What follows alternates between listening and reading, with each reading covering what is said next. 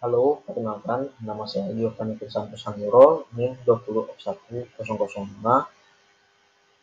tugas mata kuliah konversi energi listrik, teknik elektro, MK Sugio Pranoto Semarang. Baik, di sini saya akan membahas tentang hydroelectric power plant.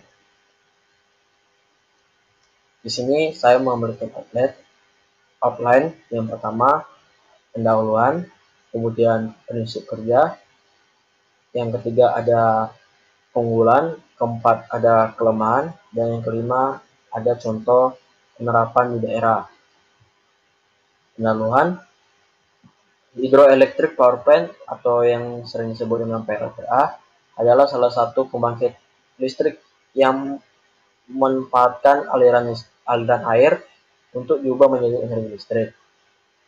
Pembangkit listrik ini bekerja dengan cara merubah energi air yang mengalir dari bendungan menjadi energi mekanik dengan bantuan turbin air, dan dari energi mekanik menjadi energi listrik dengan bantuan generator. Kemudian energi listrik tersebut akan dialirkan melalui jaring-jaringan yang telah dibuat, hingga akhirnya energi listrik tersebut tersampai ke konsumen, baik masyarakat maupun industri. Kemudian di sini ada prinsip kerja hydroelectric power plant. Yang pertama ada control gate. Control gate ini berguna untuk mengatur seberapa banyak debit air yang akan masuk untuk memutar turbin. Kemudian yang kedua terdapat penstock. Penstock ini merupakan pipa yang pada ujungnya terdapat katup utama atau main internal valve yang berfungsi untuk mengubah energi potensial menjadi energi kinetik. Kemudian terdapat sebuah turbin. Air yang telah diubah menjadi energi kinetik kemudian diubah menjadi energi mekanik dengan menggunakan turbin, di mana pada sirip-sirip pada turbin akan berputar dan akan menghasilkan energi mekanik. Kemudian terdapat sebuah generator. Pada generator terdapat sebuah rotor yang terhubung dengan turbin, dan terdapat sebuah kumparan tembaga yang diberikan inti besi dan akan berputar secara bolak-balik yang berada dekat dengan magnet, sehingga akan menghasilkan energi elektrik atau listrik. Kemudian terdapat transformer. Transformer ini akan berfungsi sebagai menaikkan tegangan elektrik yang dihasilkan oleh generator yang dilakukan oleh trafo utama, yang tegangannya akan dinaikkan oleh trafo utama. Kemudian terdapat power lines. Energi listrik yang tegangannya telah dinaikkan kemudian akan dialirkan ke konsumen dengan jaring-jaringan kawat listrik. Kemudian terdapat keunggulan. Keunggulannya itu pertama dapat menghapuskan biaya bahan baku. Kemudian tidak menimbulkan pencemaran. Ketiga, dapat dijadikan sebagai irigasi pertanian dan perikanan. Keempat, mendorong masyarakat untuk lebih menjaga kelestarian hutan sehingga terdapat ketersediaan air yang terjamin. Kemudian yang kelima, penerapan yang cukup mudah untuk dilakukan di daerah.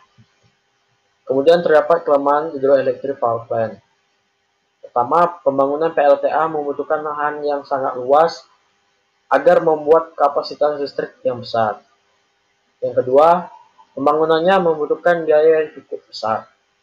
Tiga, tidak dapat mencakup pengguna listrik dalam jumlah besar atau terlalu jauh dari pusat pembangkit, sehingga memerlukan sarana transmisi tegangan tinggi yang panjang dan trafo peningkat tegangan yang cukup banyak.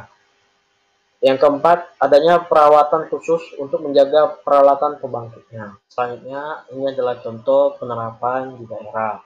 Di sini saya mengambil contoh PLTA Cirata yang berada di Jawa Barat, di mana PLTA Cirata ini memiliki kemampuan daya hingga 1,008 megawatt dengan kemampuan energi listriknya rata-rata 1,428 gigawatt hour per tahun.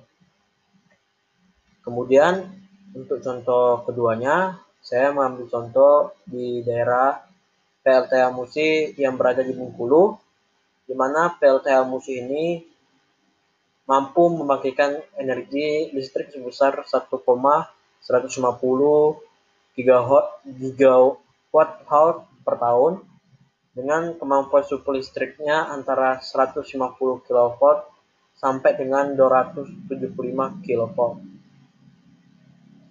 Selanjutnya, ini kita akan melihat contoh video. Water at the higher level is collected in the forebay. It flows through the plant intake into a pipe called a penstock, which carries it down to a turbine water wheel at the lower water level. The water pressure increases as it flows down the penstock. It is this pressure and flow that drives the turbine that is connected to the generator. Inside the generator is the rotor that is spun by the turbine. Large electromagnets are attached to the rotor located within coils of copper wire called a stator. As the generator rotor spins the magnets, a flow of electrons is created in the coils of the stator.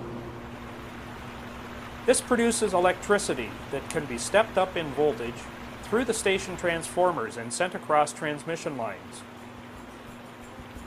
The falling water, having served its purpose, exits the generating station to the tail race, where it rejoins the main stream of the river to continue the cycle of creating clean, renewable energy for Ontario. Baik, sekian dari presentasi saya. Terima kasih atas perhatiannya. Saya mohon maaf apabila ada penjelasan yang kurang jelas ataupun kurang sesuai. Saya mohon maaf. Terima kasih.